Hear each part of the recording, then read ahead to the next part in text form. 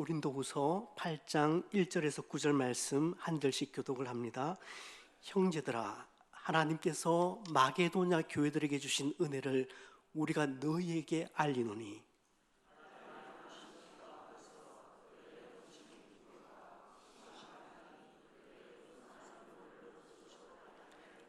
내가 증언하노니 그들이 힘대로 할 뿐 아니라 힘에 지나도록 자원하여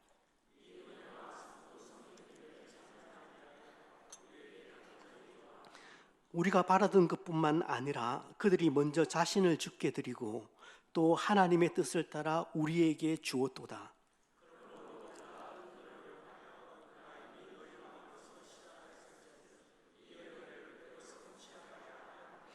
오직 너희는 믿음과 말과 지식과 모든 간절함과 우리를 사랑하는 이 모든 일에 풍성한 것 같이 이 은혜에도 풍성하게 할지니라.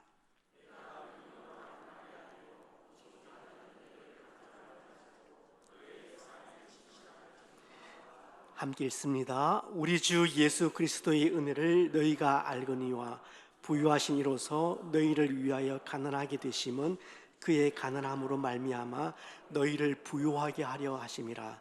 아멘. 오래전 이야기입니다. 서울 온누리 교회에 일이 있어서 방문을 했었습니다. 그 자리에서 평소 잘 알고 있던 선배 목사님을 만났습니다. 저를 앉혀두고 하는 말이, 노 목사, 나 사임해야 될 것 같아. 아니 왜요? 부임한 지도 얼마 되지 않았는데. 실은 우리 교인들이 나더러 죄에 대해서 설교를 하지 말래. 대신에 사회에 대해서 이야기하고 정부에 대해서 이야기하고.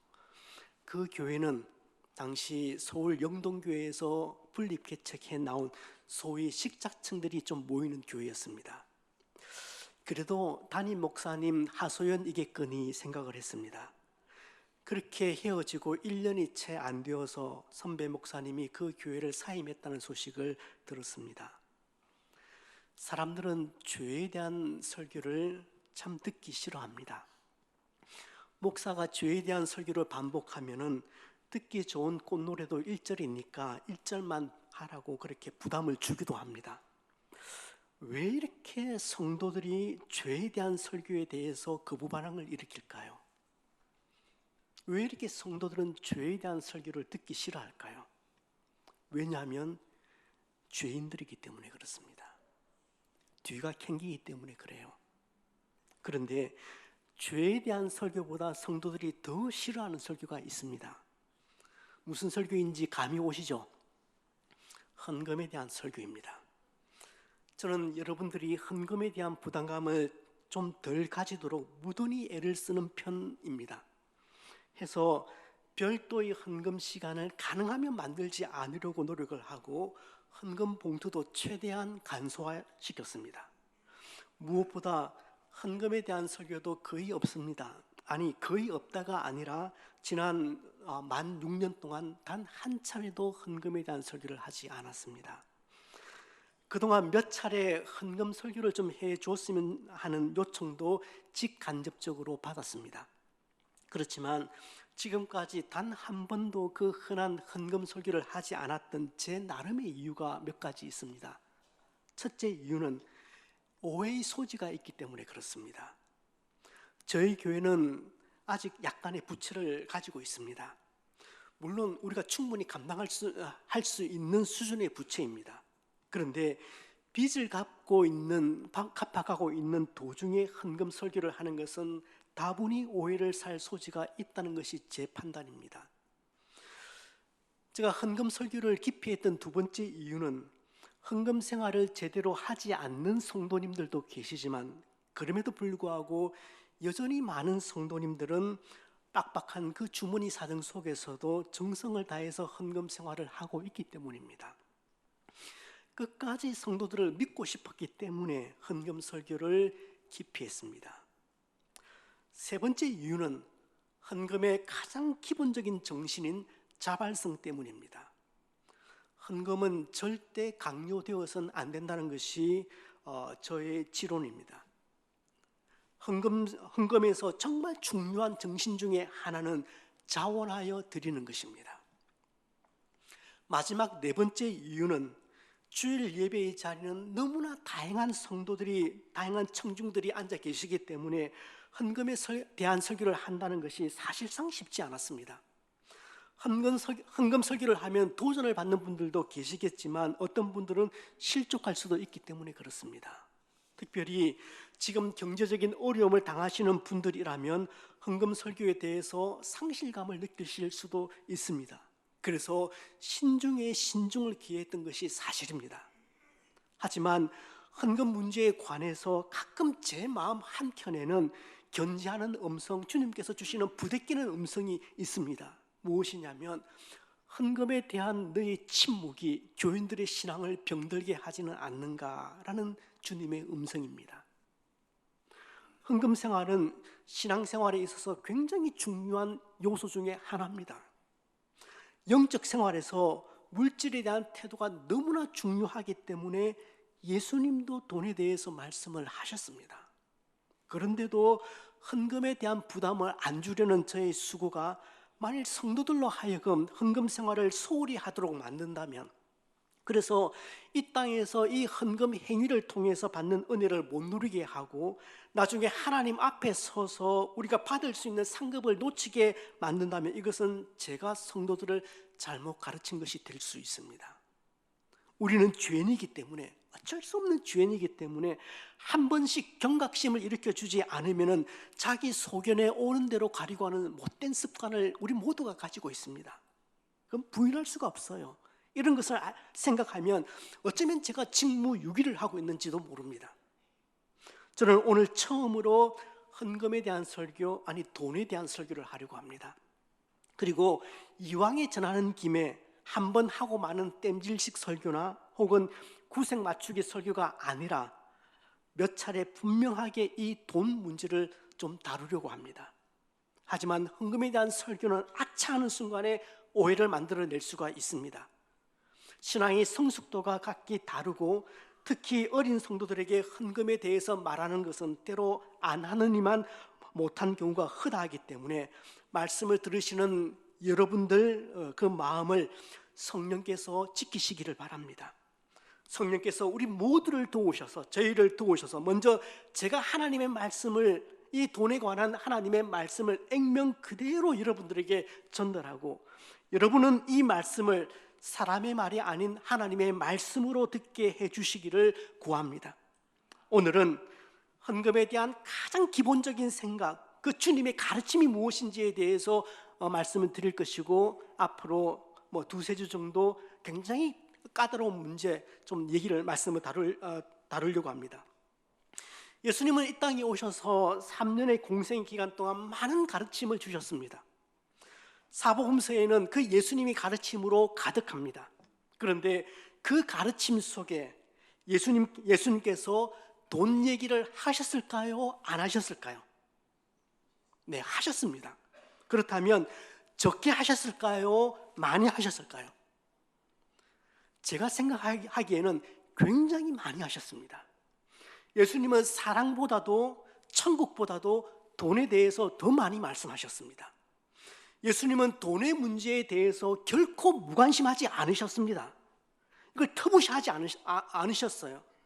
어느 신학자의 연구 결과에 의하면 예수님이 복음서에서 언급하신 모든 내용을 다 종합해 보면 6마디에 1마디씩 돈 얘기를 했다고 얘기를 합니다. 제가 만일 여러분을 만나서 대화를 할 때 6마디에 1마디씩 돈 얘기를 한다면 아마 여러분들 앞으로 저와 상종도 하지 않을 겁니다. 저 목사가 아주 돈에 미쳐버렸어, 그렇게 말할 겁니다. 예수님께서 말씀해 주신 그 비유를 살펴보시더라도 그 가운데 3분의 1은 돈과 직간접적으로 관련이 되어 있습니다.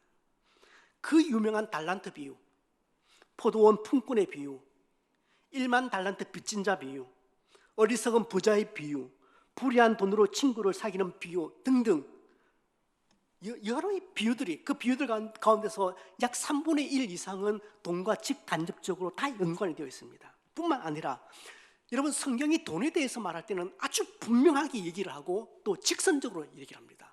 돌려서 말하지 않습니다. 무슨 말입니까? 예수님은 군중들에게 그 돈 얘기를 할 때 뜬구름 잡는 소리로 그렇게 말씀하신 것이 아니라 굉장히 실제적이고 아주 노골적으로 말씀하셨다는 것입니다. 그렇다면 예수님은 왜 이렇게 자주 돈에 관해서 말씀하셨을까요?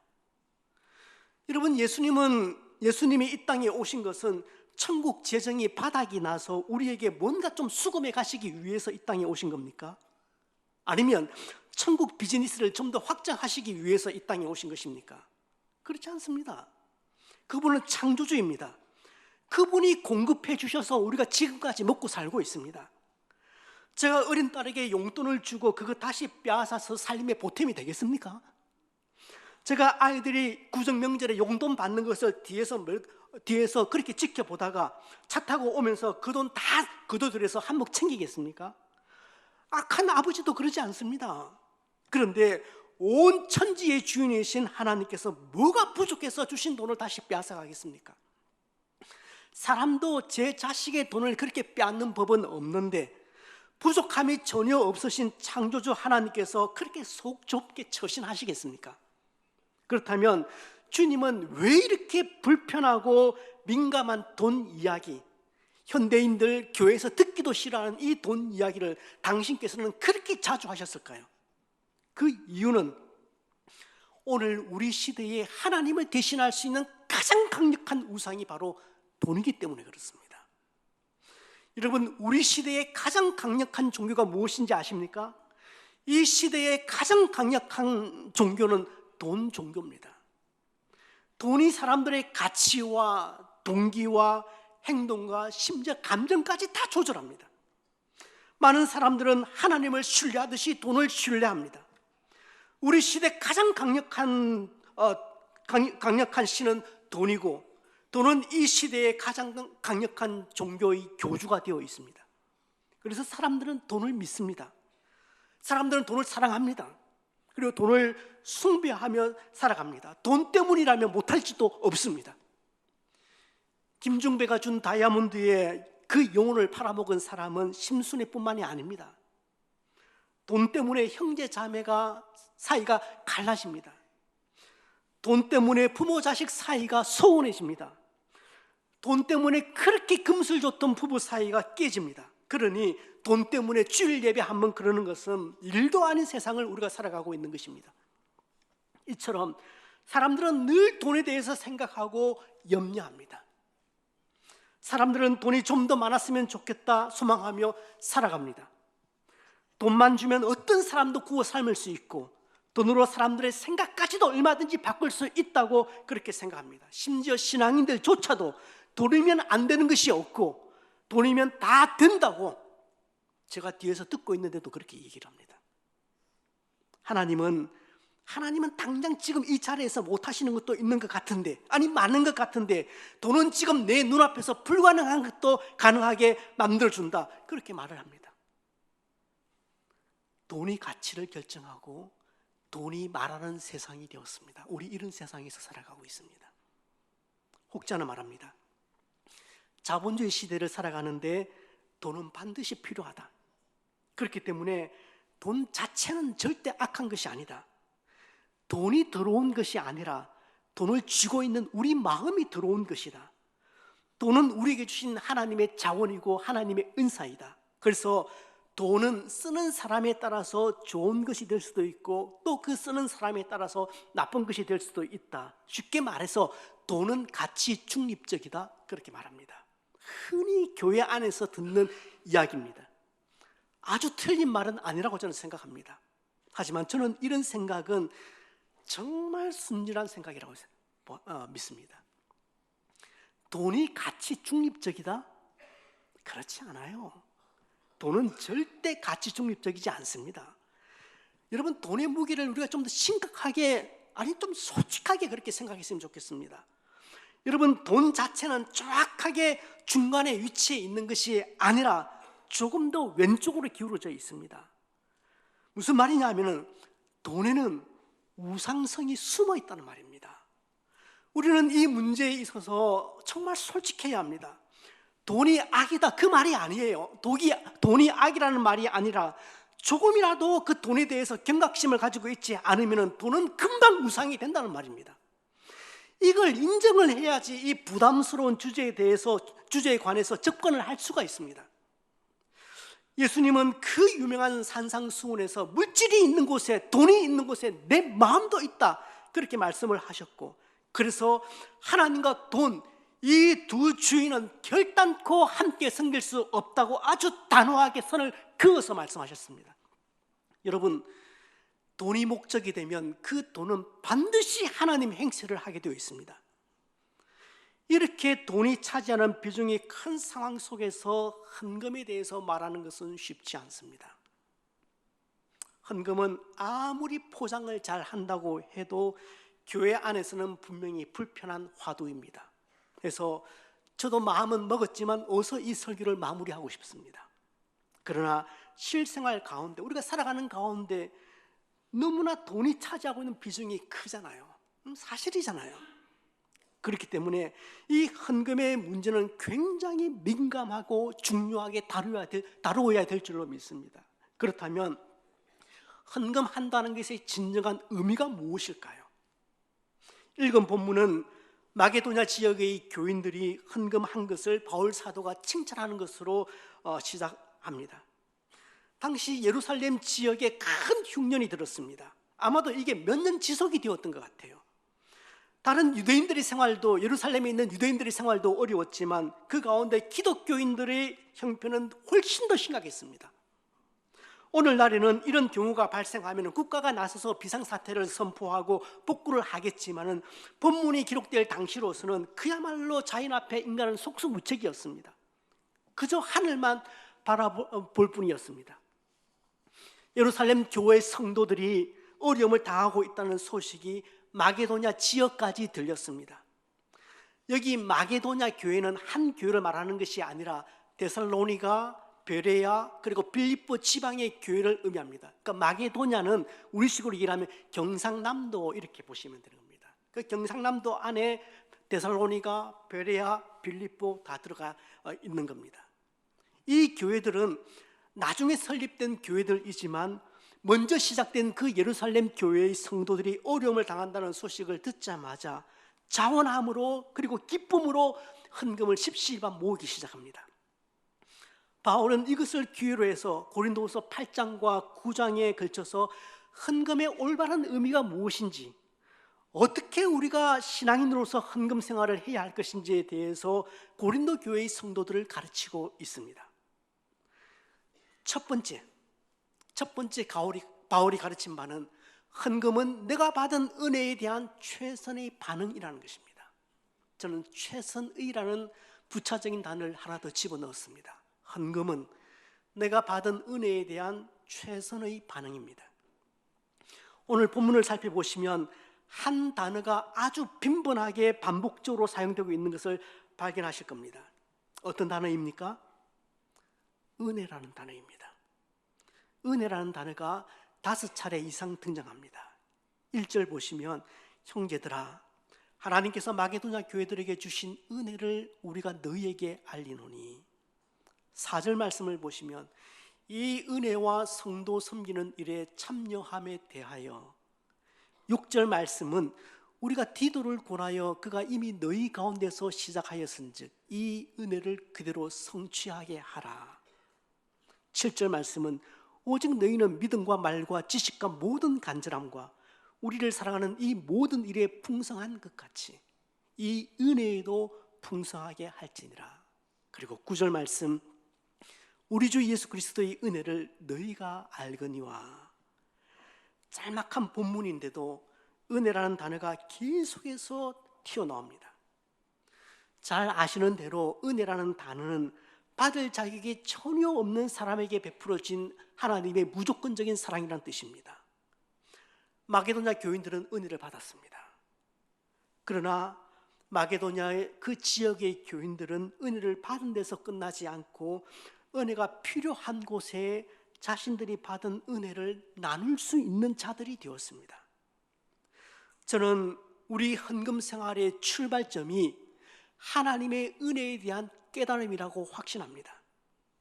어떤 행위로도 하나님 앞에, 주님 앞에 설 수 없었던 우리를 주님께서 긍휼히 여겨주셨습니다. 십자가에서 자신을 내어주신 그 예수 그리스도의 희생을 통해서, 죽음을 통해서 저와 여러분이 구원을 받을 수 있었습니다. 이것은 그야말로 전적인 은혜입니다. 이 크나큰 은혜를 온몸으로 깨달은 자라면은 어떻게 기쁨으로 하나님께 다시 드리지 않을 수가 있겠습니까? 그러나 만약에 은혜를 깨닫지 못하고 드려야 한다면 헌금의 행위는 그때부터 무거운 짐이 될 수밖에 없습니다. 한 번 더 말씀드립니다. 은혜를 깨닫지 못하고 헌금을 해야 한다면 그때부터 헌금의 행위는 무거운 짐이 될 수밖에 없습니다. 종교적인 의무로밖에 느껴지지 않을 겁니다. 그래서 저는 만약입니다. 만약에 본인이 하나님의 은혜를 정말 깨닫지 못하고 있다면 차라리 헌금을 안 하는 편이 더 낫겠다는 생각도 해봅니다. 왜냐하면 여러분, 은혜를 깨닫지 못하면서 헌금을 자꾸 한다면 어떤 위험성에 노출되는지 아십니까? 은혜를 전혀 깨닫지 못하고 헌금 행위를 하게 된다면 그 헌금이 공로가 되고 자기 의가 될 수 있다는 말입니다. 그 가능성이 아주 높습니다. 헌금은 바로 은혜에 대한 응답이어야 한다고 성경은 아주 분명하게 가르칩니다. 이것이 헌금에 있어서, 그리고 다음 주에 다룰 더 까다로운 주제 11조에 있어서 가장 근본되는 원리입니다. 두 번째 헌금의 원리, 헌금은 나 자신을 하나님께 드리는 것입니다. 5절 말씀을 보시면 같이 한번 다시 읽어보실까요? 우리가 바라던 것뿐만 아니라 그들이 먼저 자신을 주께 드리고 또 하나님의 뜻을 따라 우리에게 주었도다. 5절 말씀을 보시면 헌금을 드릴 때 먼저 드려야 될 것이 있습니다. 나 자신을 주님께 드리는 것입니다. 그런데 나를 주님께 드린다는 표현은 참 근사하잖아요. 근데 이 표현은 참 근사하고 좋은데 굉장히 추상적인 표현이지 않습니까? 나 자신을 드리는 이 추상적인 표현이 구체적이고 실제적으로 표현되는 방법 중에 하나가 바로 헌금입니다. 마게도냐 교인들은 자신을 주께 드림으로 돈으로부터 자유할 수 있었습니다. 바울 선생님은 여기서 매우 중요한 문제를 하나 제기합니다. 그러니까 헌금이라는 것은 단순히 이게 물질의 문제가 아니라 존재의 문제, 그리고 헌신의 문제라는 것입니다. 즉, 나라는 존재, 또 내가 무엇을 소유하고 있다고 생각을 하지만 그 소유의 진정한 주인이 누구냐, 이 문제를 여기에서 제기를 하는 겁니다. 여러분, 헌금 생활이 왜 힘듭니까? 헌금할 때 이게 내가 어떻게 번 돈인데 이런 생각이 들거든요. 이거 정말 힘들게 번 돈인데 그런 생각이 있거든요. 이거 1년치 다 모으면 목돈이 되는데 그런 아까운 마음이 사실은 다 있단 말입니다. 그러나 조금만 더 생각을 해보세요. 여러분, 그 돈을 벌 수 있는 지혜가 어디로부터 발원했습니까? 돈 벌 수 있는 건강과 힘은 또 어디에서 온 것입니까? 여러분 가게에 손님을 보내주시는 분은 누구십니까? 하나님이 주신 건강으로, 하나님이 주신 지혜 가지고, 하나님이 그렇게 설정해 놓으신 그 상황 때문에 벌 수 있었다면 하나님이 이렇게 말하고 계신 겁니다. 너가 아니야, 너가 번 게 아니야, 나야. 이것을 깨달을 수 있다면 하나님께 드리는 이 일이 조금은 더 자유로울 수 있겠다 생각합니다. 그러니까 누구 거냐는 말이에요. 누구 거냐는 것입니다. 그러니까 이 헌금이라는 것은 단순히 물질의 문제가 아닙니다. 근데 모든 것이 하나님께로부터 왔다는 것을 너 인정할 수 있느냐 없느냐, 그 얘기입니다. 심지어 나 자신도 하나님 것임을 인정할 수 있느냐, 그런 좀 존재론적인 문제죠. 만약에 이 몸조차도 하나님께로부터 왔고 결국은 하나님께로 돌아간다는 것을 고백할 수 있다면 지금 이 땅 위에서 나 자신을 기꺼이 드릴 수 있지 않겠느냐 말입니다. 그런데 말씀드린 것처럼 자신을 드린다, 나 자신을 주님께 드린다는 이 표현은 참 좋잖아요. 표현은 참 좋은데 이게 너무 추상적인 표현이지 않습니까? 그래서 나를 드리겠다는 이 추상적인 표현은 반드시 구체적이고 실체적으로 표현이 되어야 합니다. 그렇지 않으면 나 자신을 주님께 드린다는 이 말은 그냥 언어 유희에 지나지 않는 겁니다. 그렇다면 나 자신을 하나님께 어떻게 구체적으로 드릴 수 있는가? 적어도 마게도냐 교인들은 큰 환난과 시련을 겪으면서도 극심한 가난에 그들도 쪼들리면서도 기쁜 마음으로 또 넉넉한 마음으로 아픔을 겪고 있는 예루살렘 성도들을 위해서 그렇게 십시일반 헌금함으로 자신을 주님께 바친다는 것을 구체화시키고 있는 겁니다. 헌금은 자신을 하나님께 드리는 구체적인 방법 가운데서 가장 앞자리에 서 있는 방법이라고 저는 믿습니다. 세 번째, 헌금은 제자도의 분명하고도 구체적인 표현입니다. 성경은 돈의 문제를 단순히 경제적인 문제로 그 영역으로 국한시키지 않고 제자도의 영역으로 키워버립니다. 그러니까 제자로서의 삶을 구체적으로 어떻게 표현할 것인가, 그 문제로 보는 거죠. 예수님을 만나고 예수님의 제자로 살기로 결정한 그 삭개오가 가장 먼저 한 일이 무엇입니까? 자신의 재산을 팔아서 가난한 자들에게 나누어 준 겁니다. 주님의 제자로 따라 나서기 위해서는 지금까지 나를 강하게 올가매고 있는, 나를 강하게 잡고 있는 것을 놓아야지 홀가분하게 떠날 수가 있습니다. 왜냐하면 주님은 자신을 따르려고 하는 그 제자에게 온전한 헌신을 요구하기 때문에 그렇습니다. 주님이 아주 분명하게 그렇게 말씀을 하셨습니다. 같이 한번 읽습니다. 한 사람이 두 주인을 섬기지 못할 것이니 혹 이를 미워하고 저를 사랑하거나 혹 이를 중히 여기고 저를 경외하리라. 너희가 하나님과 재물을 겸하여 섬기지. 사람의 마음을 강하게 부여잡고 있는 것 중에 하나가 무엇이냐면 돈입니다. 여러분 인정하시죠? 돈은 사람의 마음을 사로잡는 강력한 그 힘을 소유하고 있습니다. 우리가 가진 동전과 지폐는 그냥 작은 주물이나 아니면 종이 쪽지가 아닙니다. 이건 우리가 생각하는 것보다 훨씬 더 강력한 힘을 가지고 있는 도구입니다. 주님은 돈에 관해서 말씀을 하시면서 섬긴다는 표현을 사용하셨습니다. 좋아한다, 사랑한다는 표현이 아니라 섬긴다는 표현을 사용하셨습니다. 정확한 단어 선택이라고 저는 생각합니다. 하나님을 섬기는 것처럼 돈을 좋아한다가 아니라 돈을 섬긴다는 것입니다. 그러니까 자본주의 세상 속에서 돈을 향한 주님의 진단은 돈은 섬김의 대상이라는 것입니다. 주님의 진단은 돈은 그냥 좋아하는 것, 뭐 좀 사랑하는 것, 주님의 진단은 그것이 아니라 돈은 섬김의 대상이야. 주님은 그렇게 보셨습니다. 그 말은 돈이 우리를 향해 지배력을 행사한다는 것입니다.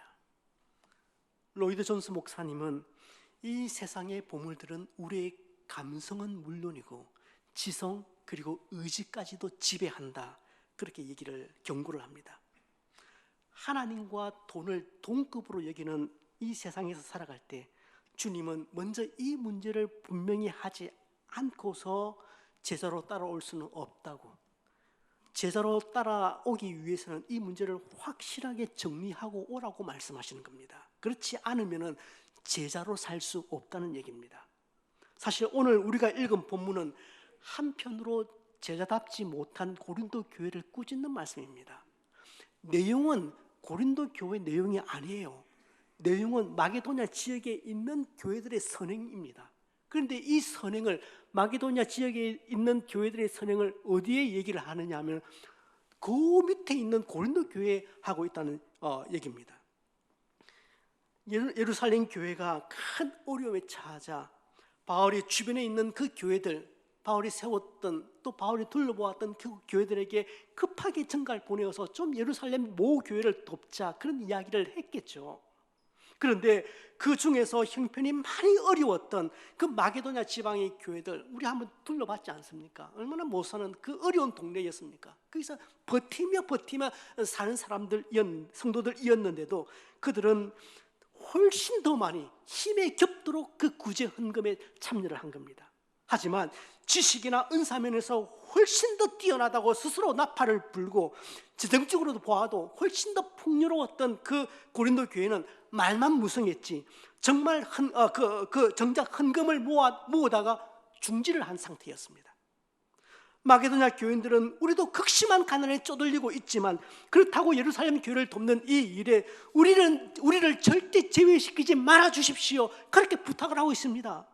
반면에 고린도 교회는 처음에는 뭐 대단한 일을 하는 것처럼 그렇게 요란을 떨더니 얼마 지나지 않아서 금방 시들해져 버리고 이젠 발까지 다 빼버린 상태입니다.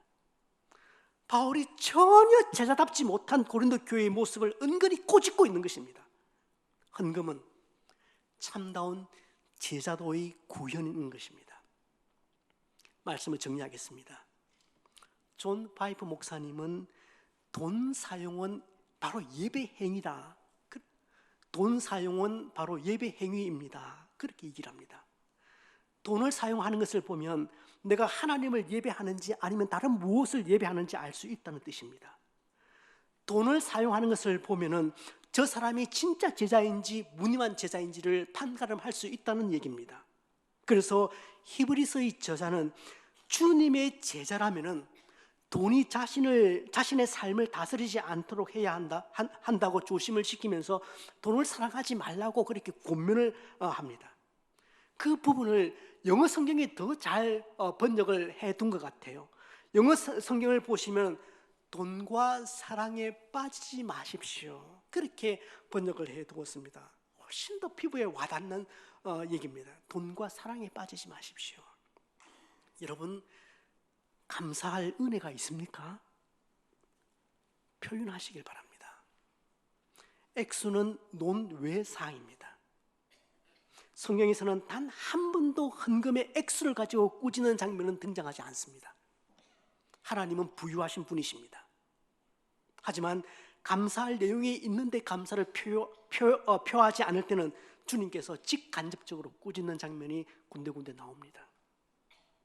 지금도 제가 유일하게 체크하는 헌금이 감사헌금입니다. 체크한다는 것이 아니라 저에게 보고가 들어와요. 주일 오후가 되면 재정부에서 여러분들이 헌금하실 때 그 감사 헌금 위에 쓴 감사의 내용을 기록해서 저에게 넘겨줍니다. 제가 그 감사의 내용을 읽으면서 같이 기뻐하고, 또 어떤 성도님들은 그 감사 헌금 위에다 감사의 제목이 아니라 간구의 기도 제목을 적으시는 분들도 있습니다. 그건 제 기도 제목이 되는 것입니다. 또 그리고 그 내용을 읽으면서 필요할 때 안부 전화를 묻습니다. 저는 이 감사 부분에서 우리가 상당히 좀 부족하다는 생각이 듭니다. 하나님께 감사해야 할 일이 참 많은 것 같은데 너무 무덤덤하게 또 당연하게 넘어가는 경우가 너무 많지 않나, 그런 생각이 들어요.